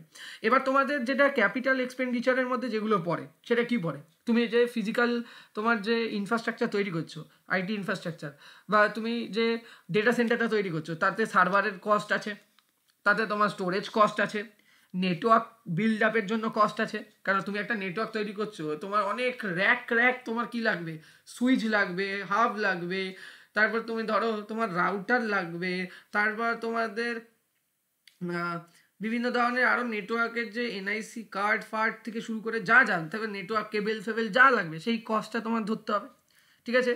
তারপর হচ্ছে তোমার কি হবে, তারপর এই যে নেটওয়ার্কের থ্রু দিয়ে যে যতগুলো ডেটাকে তুমি স্টোর করছো ডেটাবেসে, সেটাকে ব্যাকআপ রাখার জন্য বা সেটাকে আর্কাইভ বা ব্যাকআপ কস্ট রাখবে, ঠিক আছে। অর্গানাইজেশনের কন্টিনিউটিটাকে মেনটেন করার জন্য, ডিআর রিকভারির জন্য, ডিজাস্টার রিকভারি কস্ট লাগবে, disaster recovery cost, data centre ইনফ্রাস্ট্রাকচারের কস্টটা লাগবে। ডেটা সেন্টারটা যেখানে বানাবে, তুমি সার্ভার কিনে নিয়েছো, তুমি নেটওয়ার্ক তৈরি করে রয়েছো ভাই, কিন্তু তোমাকে তো এই জন্য একটা ঘর লাগবে রে বাবা, আর এই ঘর তো তুমি যেই ঘরে থাকো সেরকম ঘর না, এই যে রুমগুলো হয় সেই রুমগুলো লো টেম্পারেচারে থাকে, অনেক অনেক অনেক অন্যরকম ওয়েতে ডেভেলপ করা হয়, ঠিক আছে। তো সেই যে তৈরি হচ্ছে সেই ইনফ্রাস্ট্রাকচারের কস্টটা তোমাকে বিয়ার করতে হবে, টেকনিক্যাল পার্সোনালকে হায়ার করতে হবে সেই ডেটা সেন্টারটাকে ম্যানেজ করার জন্য, সেইগুলো এই সমস্ত কস্টগুলোকে আমরা ক্যাপিটাল এক্সপেন্ডিচারের আন্ডারে ফেলি। আর অপারেশনাল এক্সপেন্ডিচারের মধ্যে হচ্ছে তোমার কোনো একটা সফটওয়্যারকে তুমি লিজ নিচ্ছ, তুমি সেই সফটওয়্যারকে নট অনলি রিলিজ নিচ্ছ, তুমি কাস্টমাইজ ফিচার নিচ্ছ সেই সফটওয়্যারটা, ঠিক আছে, রেন্টাল বেসিসে সাবস্ক্রিপশন মডেলের ওপর বেস করে, সেটা তোমার অপারেশনাল এক্সপেন্ডিচারের মধ্যে পড়বে। সেকেন্ড পয়েন্ট হচ্ছে তুমি তোমার ধরো তুমি তুমি কোনো একটা সার্ভিসেস নিয়েছো, সেই সার্ভিসে তুমি একটা ইউজেস এবং ডিমান্ডের ওপর বেস করে তোমার স্কেলিংয়ের ওপরে বেস করে তোমার চার্জেস বাড়বে। এক্ষুনি আমি কি বললাম যে সকলকে কিন্তু গুগল ড্রাইভে সমস্ত অ্যাকাউন্টের বেসিসে গুগল ড্রাইভে তুমি 15 GB করে ফ্রি পাও, তার জন্য তোমাকে কোনো কস্ট বেয়ার করতে হয় না। এবার দেখা যাচ্ছে তোমার ইউজেস বেশি লাগছে, তোমার স্পেস বেশি লাগছে, তোমার রিকোয়ারমেন্ট আছে, সেই ক্ষেত্রে তোমাকে কি করতে হবে, তোমার ডিমান্ড ওয়াইজ সেই ক্ষেত্রে তোমাকে স্টোরেজ বাড়াতে হবে, এবং সেই স্টোরেজ বাড়ানোর জন্য তোমাকে বিভিন্ন ধরনের সাবস্ক্রিপশন মডেলে যেতে হবে এবং তোমাকে পে করতে হবে সেই এক্সট্রা অ্যামাউন্ট অফ স্টোরেজের জন্য। লেটসে তুমি 15 GB পাচ্ছ, তোমার দরকার আরও 100 GB, তো এই 100 GBর জন্য তোমাকে মান্থলি বা ইয়ারলি বেসিসে তোমাকে একটা পে করতে হচ্ছে, ঠিক আছে। এটা তোমার নিজের নিডের জন্য। তোমার যদি মনে হয় যে না আমার আজ থেকে 5 বছর বাদে আর দরকার নেই, আমি আমি আরও বাড়িতেই একটা 2 TB একটা মানে তোমার এক্সটার্নাল হার্ড ডিস্ক কিনে নিয়েছি, তখন তোমার আর ওই 100 GBর জন্য যে তুমি এক্সট্রা কস্ট বেয়ার করছিলে প্রত্যেক মাসে বা প্রত্যেক ইয়ারে, ঠিক আছে, সেইটা আর দিতে হবে না যখন তুমি ওটা করে দেবে। কিন্তু যতক্ষণ না করবে ততক্ষণ, কিন্তু একটা সমস্যা কি, তোমার যদি 2 TB হয় তাহলে তুমি 2 TB আপ টু 2 TB স্টোরেজই তুমি ইউজ করতে পারবে, 2 TBও না ফুললি, তুমি 1.9 TB বা 1.95 TB ইউজ করতে পারবে, আমি বলছি, ঠিক আছে। কিন্তু তোমার কাছে যদি এই ক্লাউড টেকনোলজির ওপরে তুমি যদি বেস করে থাকো, তোমার যদি হঠাৎ করে সাডেনলি তোমার যদি দরকার হয় যে আমার 3 TB আমার স্টোরেজ লাগবে, তুমি কিন্তু ইজিলি মুভ করতে পারবে, তার মানে তুমি স্কেল করতে পারবে। কিন্তু এখানে কিন্তু স্কেলের চান্স নেই, কিন্তু ওখানে যেমন স্কেলও করবে তোমার কিন্তু রেন্টাল কস্টটাও সেরকমভাবে চেঞ্জ হয়ে যাবে, এটাও কিন্তু তোমাকে মাথায় রাখতে হবে, ঠিক আছে। Instead of fixed hardware capacity, কারণ তুমি যদি 2 TB নিয়ে বসে থাকো তাহলে 2 TB আপ টু 2 TBর ওপর বেস করে তোমাকে কাজ করতে হবে, তোমার স্কেল করার কোনো জায়গায় থাকবে না। তো এই জিনিসগুলোকে আমরা অপারেশনাল এক্সপেন্ডিচারের আন্ডারে ফেলছি, ঠিক আছে। তারপর হচ্ছে তুমি ধরো তুমি অর্গানাইজেশন লেভেলে প্রত্যেকটা ইউজারের রেসপেক্টে যে বিলিং হয়, ঠিক আছে, এগুলো তোমরা পরে জানবে। তো সেই সমস্ত বা সিপিইউ ইউজেস টাইমের ওপরে যে বিলিং হয়, মানে ধরো তুমি একটা ভার্চুয়াল মেশিন ইউজ করছো, তার সিপিইউ ইউটিলাইজেশন কতটা হচ্ছে কি হচ্ছে এগুলোর ওপরেও বিলিং হয় বিভিন্ন ধরনের। তুমি ধরো কোনো একটা ক্লাউড সার্ভিস প্রোভাইডার থ্রু দিয়ে কোনো ক্লাউড টেকনোলজিকে তুমি নিয়েছো, কোনো একটা ক্লাউড সার্ভিস প্রোভাইডারের রেসপেক্টে তুমি তাদের বিভিন্ন ধরনের ভিএমকে ইউজ করছো, লোড ব্যালেন্সারকে ইউজ করছো, লেটস আমি ভিএমকে ইউজ করছো বলছি, এবার সেই ভিএমকে ইউজ করছো যে এই ভিএমগুলোকে তুমি যে ইউজ করছো এবং সেখানে এত বেশি ডেটা রাখছো, এত বেশি তুমি সফটওয়্যার ইউটিলাইজেশন হচ্ছে যে তার CPU utilisation over the time বেড়ে যাচ্ছে। তো সেই ক্ষেত্রে কিন্তু সেই অনুযায়ী কিন্তু সেই ক্লাউড সার্ভিস প্রোভাইডাররা মান্থ এন্ড বা ইয়ার এন্ডে তোমার কাছে সেই রকম চার্জেস করবে যেরকম হবে। তো এর ওপরেও কিন্তু বিলিং হয়, ঠিক আছে, এখানে নেগোসিয়েশনও হয় বলছি। তো এই হলো ব্যাপার। তো এইগুলোকেই কিন্তু আমরা বেসিক্যালি অপারেশনাল এক্সপেন্ডিচারের উপরে রাখছি। এগুলো সবকটাই তোমার উপরে বেস করে, ডিমান্ডের ওপর বেস করে, স্কেলের ওপরে বেস করে বিজনেসে ডিপেন্ড করে আছে। তো বেনিফিট কি, বেনিফিট ক্যাপিটাল এক্সপেন্ডিচারের বেনিফিট কি আর অপারেশনাল এক্সপেন্ডিচারেরই বেনিফিট কি, তোমরা এক্ষুনি আমাকে জিজ্ঞাসা করবে। দেখো ক্যাপিটাল এক্সপেন্ডিচারের ক্ষেত্রে কি হচ্ছে, তুমি একটা তোমার প্ল্যান করেছো, সেই অনুযায়ী তুমি এক্সপেন্স তোমার যে খরচাটা সেটা সে তার প্ল্যানের উপরে বেস করেই স্টার্ট করেছো, তার একটা প্রজেক্ট, সেই প্রজেক্টে একটা বাজেট আছে, সেই বাজেটটা কীরকম হবে, বাজেটটা আমার এর মধ্যে রাখার জন্য কিভাবে ম্যানেজ করতে হবে, তুমি স্টার্ট থেকেই সেটা তুমি কিন্তু বুঝতে পারছো, ঠিক আছে। কারণ তুমি তোমার কস্টটাকে ফিক্সড করে রেখে দিয়েছো, মানে তুমি জানো exactly how much is being spend for your project, right. তো এইটা হলো ব্যাপার। তাহলে তুমি আগে থেকেই তুমি কিন্তু বুঝতে পারছ যে তোমার প্রেডিক্ট হয়ে যাচ্ছে যে আমার এক্সপেন্সটা কীরকম যেতে পারে এই পার্টিকুলার প্রজেক্টের জন্য, ঠিক আছে, যে প্রজেক্টটা স্টার্ট হওয়ার আগে, ঠিক আছে, বুঝতে পেরেছো। সেই অনুযায়ী তুমি প্রজেক্টটাকে ফার্দার এগোবে, নাহলে এগোবে না, ঠিক আছে, ডিউ টু তোমার লিমিটেড বাজেট। কিন্তু তুমি যখন অপারেশনাল এক্সপেন্ডিচারের বেনিফিটটা দেখতে, এটা হচ্ছে একটা বেনিফিট যে তুমি আগে থেকেই তুমি কিন্তু অ্যাজামশন করে নিতে পারছো যে আমার প্রজেক্টের বাজেট কোন দিকে যেতে পারে। আমার বাজেট কি আমার লিমিটেড বাজেট যেটা আছে তার থেকে বেড়ে যাচ্ছে, না তার মধ্যে থাকছে। উইদিন বাজেট থাকলে আমি ফার্দার এগোবো, আদারওয়াইজ এগোবো না। আর অপারেশনাল এক্সপেন্ডিচারের ক্ষেত্রে যে বেনিফিটগুলো আমরা দেখতে পারি সেটা হচ্ছে গ্রোথ আর ডিমান্ড, এই দুটো কিন্তু আনপ্রেডিক্টেবল। তো সেই ক্ষেত্রে আমাদের কিন্তু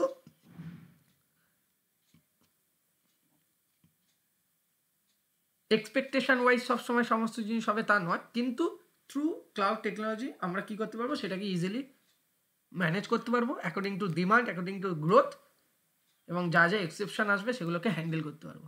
এই সুবিধা কিন্তু আমাকে দিয়েছে, তাই না? তো এই হলো বেসিক্যালি ব্যাপার।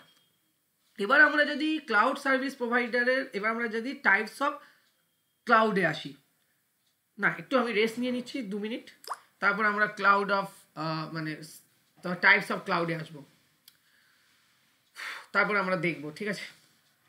তো আশা করছি আজকের ক্লাসে অনেকগুলো ইনফরমেশান তোমাদেরকে প্রোভাইড করলাম, যে ইনফরমেশানগুলো সাধারণত তুমি আর 4-5টা তুমি যেখানেই দেখো না কেন ক্লাউড সার্ভিসের ব্যাপারে এই কথাগুলো তোমাকে হয়তো এত ডিটেলসে এত কিছু ক্যাপেক্স অপেক্স নিয়ে এত কিছু বলা সম্ভব না। যারা এটা নিয়ে কাজ করছে, যারা এটা নিজে সার্টিফাইড, তারাই একমাত্র তোমাকে এই ইনফরমেশানগুলো প্রোভাইড করতে পারবে। আমি বারবার বলছি, আমি আমার কথা বলছি না, তোমাদের যেখানেই পড়ো তোমাদের অবশ্যই চেক করতে হবে যে যার কাছে পড়ছো সে নিজে ক্লাউড সার্ভিস নিয়ে প্র্যাকটিক্যালি কাজ করেছে কিনা, সে নিজে ক্লাউড সার্ভিসের যে রেকগনাইজ সার্টিফাইড সার্টিফিকেশানগুলো আছে তার নিজে সে ওন করছে কিনা। কারণ সে নিজে ওন করলে তোমাকে ডেফিনেটলি সেই জায়গাতে নিয়ে যেতে পারবে, তবে গিয়ে সাবজেক্টের ইম্পর্টেন্সটা তুমি বুঝতে পারবে, সাবজেক্টের প্রতি ইন্টারেস্ট বাড়বে, এবং তবেই কিন্তু তুমি সাবজেক্টটা শিখতে পারবে, আদারওয়াইজ কিন্তু সম্ভব না, রাইট?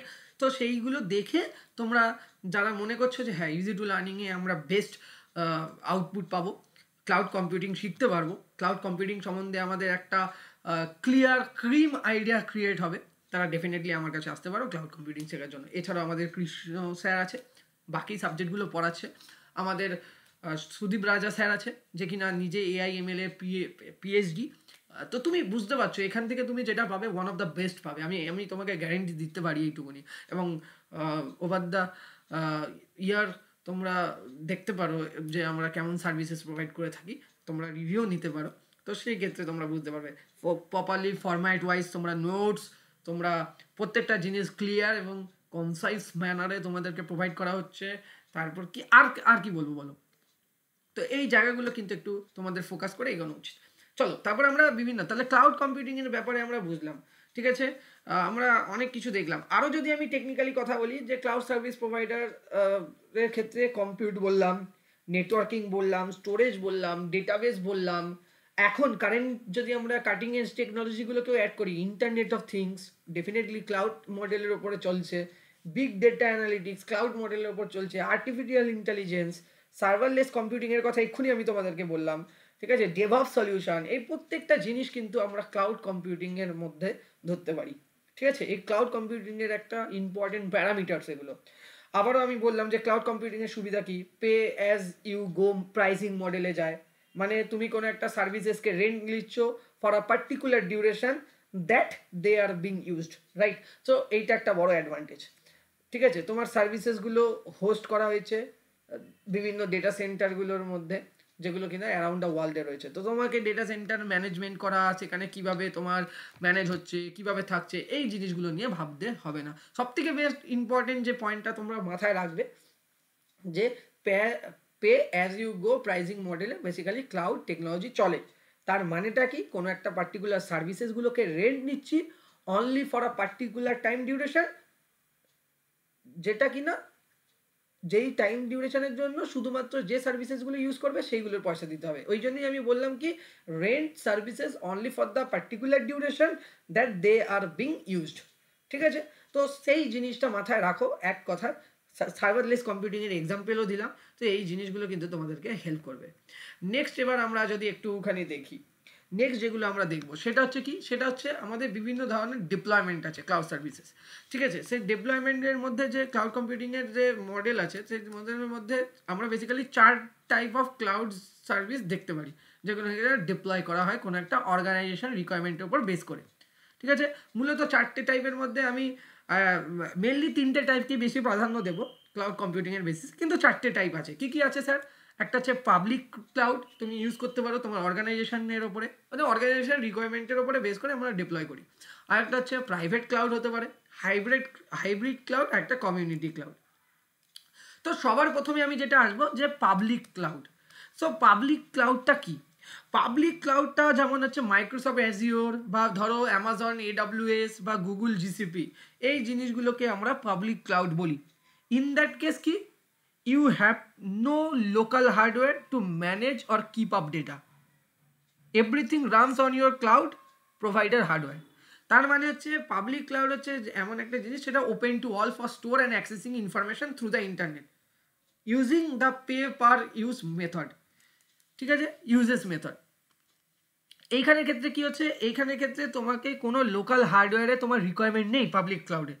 সমস্তটাই জিনিস ম্যানেজ এবং আপ টু ডেট থাকা এবং সেটাকে হ্যান্ডেল করা এবং সেই সমস্ত অ্যাপ্লিকেশান থেকে শুরু করে সব কিছুকে রান করার যে কাজ, সেটা তোমার ক্লাউড সার্ভিস প্রোভাইডারের হার্ডওয়্যারের উপরে হবে, তোমার হার্ডওয়্যারের ওপরে বা তোমার লোকাল হার্ডওয়্যারের উপরে। লোকাল হার্ডওয়্যার বলতে তোমার যে মেশিন তার উপরে কোনো রকম কোনো কিছু তোমার রান করার কোনো প্রয়োজনীয়তা নেই। ঠিক আছে, বুঝতে পেরেছো? তাহলে এটা একটা ব্যাপার। পাবলিক ক্লাউডে কি হচ্ছে, একটা shared entity is a shared entity where multiple corporation use a portion of the resources in the cloud. ঠিক আছে, মানেটা কি? মানেটা হচ্ছে পাবলিক ক্লাউড হচ্ছে যেখানে তুমি সবাই এক বা একাধিক সংখ্যক অর্গানাইজেশন তারা তাদের ডেটাগুলোকে স্টোর করতে পারবে বা ইনফরমেশনকে স্টোর করতে পারবে, অ্যাক্সেস করতে পারবে ইউজিং ইন্টারনেট, এবং যেইটুকুনি ডেটা তারা রাখবে, যেইটুকুনি ডেটা তারা ইউজ করবে, সেইটুকুনির জন্যই তারা শুধু পয়সা দেবে, যাই জন্যই লেখা আছে using the pay per uses method. ঠিক আছে, পাবলিক ক্লাউডের ক্ষেত্রে যেটা আমরা দেখি, কম্পিউটিং রিসোর্সগুলোকে পুরোটাই ম্যানেজ করে ক্লাউড সার্ভিস প্রোভাইডার। এক্ষুনি বললাম কোনো লোকাল হার্ডওয়্যারের রিকোয়ারমেন্ট নেই। তোমার কোনো একটা সফটওয়্যার, সেটাকে আপ টু ডেট রাখা, সেটাকে ম্যানেজ করা, সেটাকে রান করা, প্রত্যেকটা জিনিস হবে হচ্ছে ক্লাউড সার্ভিস প্রোভাইডারের হার্ডওয়্যারের উপরে। তোমার সেখানে কোনো রকম কোনো দরকার নেই ইনভলভমেন্টের। যেমন ধরো একটা পাবলিক ক্লাউড আছে, সেই পাবলিক ক্লাউডটাকে তুমি ইউজ করছো। কি কি পাবলিক ক্লাউড আছে আমরা দেখে নিচ্ছি। একটা হচ্ছে Amazon elastic compute cloud, EC2 বলে, খুব ফেমাস, তোমরা দেখে নিও। এটা হয়তো অনেকেই নাম জানে, কিন্তু পরেরটা জানে না। পরেরটা কি স্যার? আমি বলছি,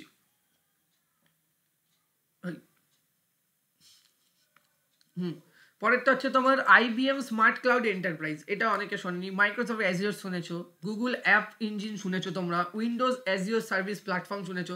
এই প্রত্যেকটা জিনিস কিন্তু ক্লাউড সার্ভিস প্রোভাইডার, মানে পাবলিক ক্লাউড।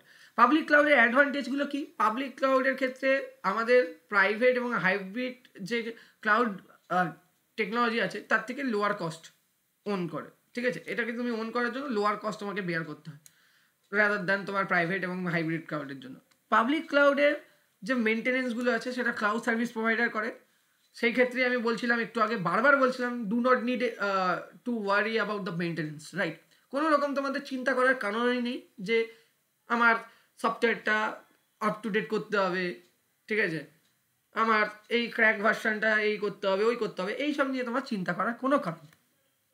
পাবলিক ক্লাউড তোমার ইজিলি ইন্টিগ্রেট করা খুব ইজি, তাই জন্য এটা তোমাকে একটা better flexibility as well as scalability provide করবে। কেন, you don't have to buy a new server in order to scale your business, right?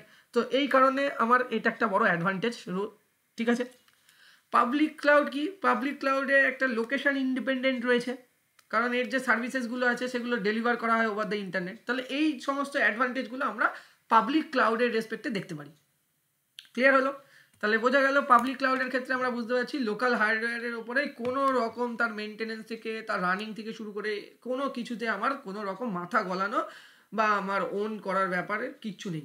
আমি জাস্ট সার্ভিসগুলোকে নেব, সার্ভিসগুলোকে ইউজ করব, তার জন্য আমি পে করব, ব্যাস আমার এইটুকুনি জাস্ট কাজ। তার এক্সাম্পল কি? Amazon elastic compute cloud, IBM smart cloud enterprise, Microsoft Azure, Google app engine, example অনেক আছে। চলো, ডিসঅ্যাডভান্টেজও আছে। যদি ডিসঅ্যাডভান্টেজের কথা ভাবি তাহলে এখানে কিন্তু there may be a specific security requirement that can not be met by using the public cloud. ঠিক আছে, এখানে একটা কিন্তু এই ব্যাপারগুলো থাকবে, সেটা আমরা নেক্সট পেজে গিয়ে দেখবো। চলো ডিসঅ্যাডভান্টেজ কি হচ্ছে একটু দেখে নিই।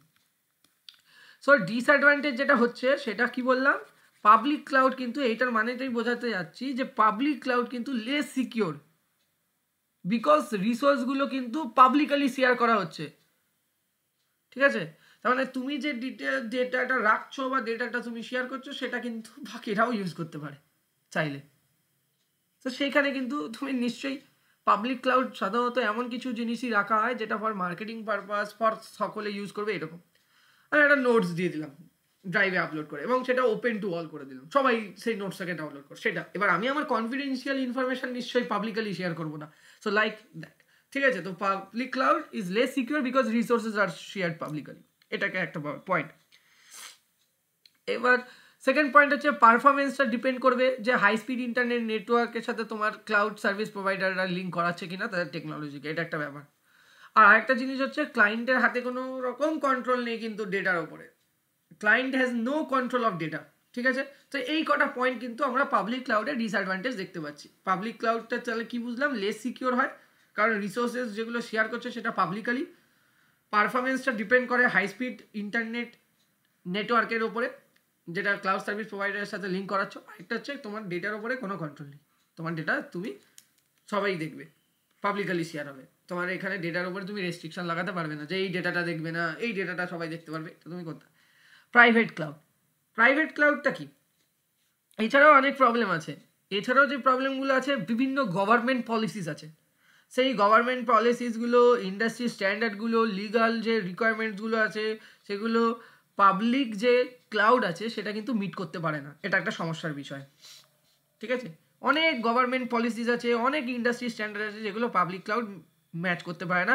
এই জন্য সাধারণত আইটি অর্গানাইজেশনগুলো খুব একটা পাবলিক ক্লাউডকে প্রেফার করে না। ঠিক আছে, এছাড়াও আরেকটা জিনিস যেটা বললাম কি, তুমি কোনো রকম হার্ডওয়্যার এবং সফটওয়্যার সার্ভিসেসের উপরে তোমার কোনো রকম ওনারশিপ নেই, you don't own the hardware and softwares. So কি তুমি তোমার মতো করে সেটাকে ম্যানেজও করতে পারবে না। ঠিক আছে, তো এইটা একটা প্রবলেম। এইগুলো হচ্ছে আমরা দেখতে পারি হচ্ছে পাবলিক ক্লাউডের প্রবলেম। প্রাইভেট ক্লাউড কি, প্রাইভেট ক্লাউড হচ্ছে তুমি একটা ক্লাউড এনভায়রনমেন্ট ক্রিয়েট করছো শুধুমাত্র তোমার অর্গানাইজেশন, তোমার এন্টারপ্রাইজটাকে মেনটেন করার জন্য।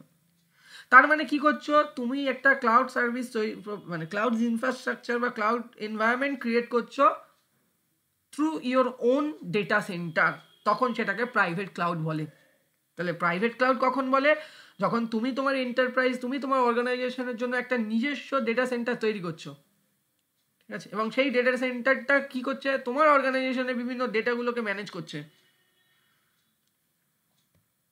ঠিক আছে, এবং সার্ভিসেসগুলো হচ্ছে সব সেলফ সার্ভিস। ঠিক আছে, যে ধরনের ক্লাউড টেকনোলজিতে কোনো অর্গানাইজেশন তাদের জন্য নিজস্ব একটা ডেটা সেন্টার তৈরি করছে এবং সেলফ সার্ভিস তোমার প্রোভাইড করছে কম্পিউটিং রিসোর্সগুলোকে অ্যাক্সেস করার জন্য, ম্যানিপুলেট করার জন্য, কনফিগার করার জন্য। ঠিক আছে, তখন সেটাকে বলা প্রাইভেট ক্লাউড।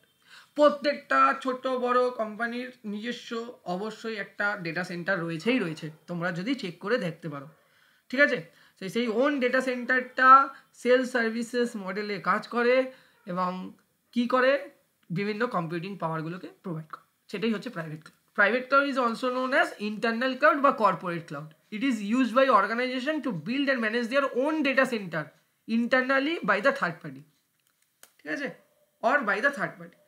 এবার তুমি ডেটা সেন্টারটা বানিয়ে দিলে, বাট তুমি কোনো একটা থার্ড পার্টি ভেন্ডারকে দিয়ে তুমি সেটাকে ম্যানেজ করালে, সেটাও হতে পারে। বা তুমি ইন্টারনালি তোমার অর্গানাইজেশনের এমপ্লয়ীদেরকে দিয়েই ম্যানেজ করালে, তো দুটোই হতে পারে। এই ধরনের যে ক্লাউড তোমার ডিপ্লয়মেন্ট আছে সেটাকে প্রাইভেট ক্লাউড।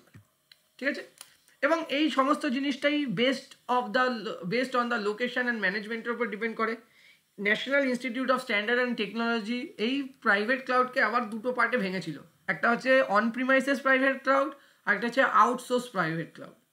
ঠিক আছে, এটা মাথায় রেখো। অন প্রিমাইসেস মানে তোমার কোম্পানির মধ্যেই তোমার ডেটা সেন্টারটা রয়েছে, আর আউটসোর্স প্রাইভেট ক্লাউড মানে হচ্ছে তোমার জন্য অন্য কোনো কোম্পানি আলাদা করে বানিয়ে দিয়েছে। অন প্রিমাইস প্রাইভেট ক্লাউড মানে কি বলছি, তোমার তুমি নিজের ডেটা সেন্টার বানিয়েছো, নিজেই পুরোটা হ্যান্ডেল করছো, ম্যানেজ করছো সব। আর তুমি আউটসোর্স প্রাইভেট ক্লাউড মানে তুমি হয়তো বলেছো মাইক্রোসফটকে বা তুমি হয়তো বলেছো অ্যামাজনকে যে ভাই আমাদের জন্য একটা ক্লাউড এনভায়রনমেন্ট তৈরি করে দেয় যেটা আমরাই অনলি ইউজ করব, তাই না, যেটা আমরাই অনলি ইউজ করব, তখন সেটাকে আউটসোর্স প্রাইভেট ক্লাউড বলা হয়। আর অন প্রিমাইস প্রাইভেট ক্লাউড হচ্ছে তোমার জন্যই বানানো হয়েছে, তোমার অর্গানাইজেশনের এমপ্লয়িরাই ম্যানেজ করছে, সমস্ত জিনিস তোমরাই দেখছো। ঠিক আছে, তো এইটা হলো বেসিক্যালি পয়েন্ট। তাহলে প্রাইভেট ক্লাউডের ব্যাপারে আরেকটা জিনিস আমরা কি বলবো, প্রাইভেট ক্লাউডের ব্যাপারে আমরা যেটা জিনিসগুলো পার্থক্য বা অ্যাডভান্টেজগুলো দেখতে পাচ্ছি, প্রাইভেট ক্লাউডের ক্ষেত্রে যেটা আমরা মেন জিনিসটা আমাদের চোখে লক্ষ্য হলো সেটা হলো হাই লেভেল অফ সিকিউরিটি কিন্তু প্রাইভেট ক্লাউড প্রোভাইড করছে। তাহলে প্রত্যেকটা ইউজারের প্রাইভেসি আমরা খুব প্রপারলি মেনটেন করতে পারছি, তাদের ডেটাগুলোকে প্রপারলি মেনটেন করতে পারছি। এখানে একটা সবথেকে বড় জিনিস হচ্ছে হাই লেভেল অফ সিকিউরিটি আমরা দেখতে পাই। সেকেন্ড পয়েন্ট হচ্ছে কি, প্রাইভেট ক্লাউড আমাদের বেটার পারফরমেন্স প্রোভাইড করছে, কারণ এখানে আমাদের স্পিড এবং স্পেস ক্যাপাসিটিটাকে আমরা দেখতে পাচ্ছি ইমপ্রুভ, অনেকটা বেশি ইমপ্রুভ। তো সেখানে আমাদের দেখা যাচ্ছে যে প্রাইভেট ক্লাউড যেটা আমাদের অফার করছে বেটার পারফরমেন্স অফার করছে with improve speed and space capacity. ঠিক আছে, এটা আমাদের কি সুবিধা প্রোভাইড করছে, এটা আমাদেরকে সক্ষম করে তুলছে যাতে কিনা আমরা কুইকলি বেসিক্যালি আমাদের বলতে আইটি টিমকে সক্ষম করে তুলছে যাতে তারা কুইকলি কি করতে পারে, তোমার আইটি রিসোর্সেসগুলো অন ডিমান্ড বেসিসে ডেলিভার করতে পারে এবং অ্যালোকেট করতে পারে। এটা একটা বড় অ্যাডভান্টেজ। সব থেকে বড় অ্যাডভান্টেজ হচ্ছে অর্গানাইজেশনের হাতে পুরো ফুল কন্ট্রোল থাকবে ক্লাউডের ওপরে। ঠিক আছে, the organisation has full control over the cloud because it is manage by the organisation itself, right. Organisation নিজেই ম্যানেজ করছে, অর্গানাইজেশন নিজেই তার ডেটা সেন্টারটাকে যখন ম্যানেজ করছে, তার ডেটা সেন্টারের প্রত্যেকটা জিনিস, তার হার্ডওয়্যার, তার সফটওয়্যার পার্ট, প্রত্যেকটা জিনিসের উপর ফুল কন্ট্রোল আছে। ঠিক আছে, so there is no dependency বা there is no need for the organisation to depends on anybody. এটা একটা বড় ব্যাপার। ঠিক আছে, সেই জিনিসটা তোমরা দেখতে পাচ্ছ। এক সেকেন্ড তোমরা দাঁড়াও, আমি একটু চার্জারটা লাগিয়ে নিই, তারপর তোমাদেরকে কন্টিনিউ করবো।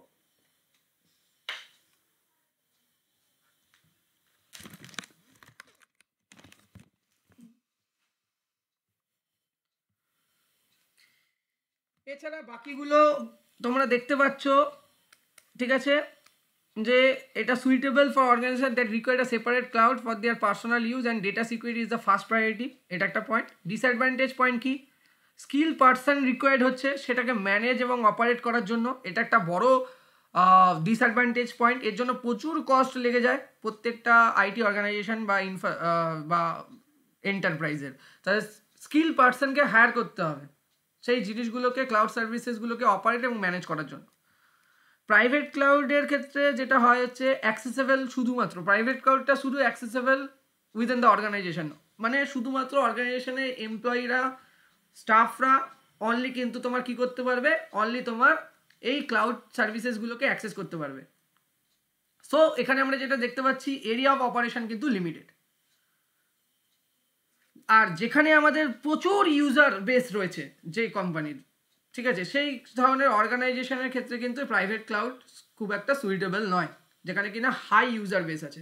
Organisation that do not have the prebuild infrastructure, যাদের প্রিবিল্ড ইনফ্রাস্ট্রাকচার নেই, যে সকল অর্গানাইজেশনের বা সাফিসিয়েন্ট ম্যান পাওয়ার নেই সেই ক্লাউড সার্ভিসগুলোকে মেনটেন এন্ড ম্যানেজ করার ক্ষেত্রে, তারা কিন্তু লটস অফ ডিফিকাল্টি ফেস করবে প্রাইভেট ক্লাউড মডেল যদি চয়েস করে। তো এই জায়গাগুলো শেখার জন্যই তোমাদের আমাদের ইজি টু লার্নিংকে ফলো করতে হবে।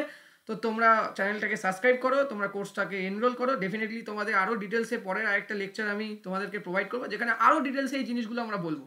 তো এখন এই অবধি, নেক্সট ভিডিওতে দেখা হচ্ছে খুব তাড়াতাড়ি। তোমরা কিন্তু অবশ্যই ভিডিওটা দেখো, অনেক কিছু জানতে পারবে ক্লাউড কম্পিউটিং সম্বন্ধে। Thank you. নেক্সট ভিডিওতে দেখা হচ্ছে নতুন আরও কনসেপ্ট নিয়ে ক্লাউড কম্পিউটিংয়ের উপরে। এবং অবশ্যই যদি আমার কাছ দিয়ে শিখতে চাও তাহলে ইজি টু লার্নিংয়ের কোর্সটাকে এনরোল করে নাও, কারণ এরপরে কিন্তু কোর্সের প্রাইস বেড়ে যাবে। Thank you, tata, take care. Next ভিডিওতে দেখা হচ্ছে।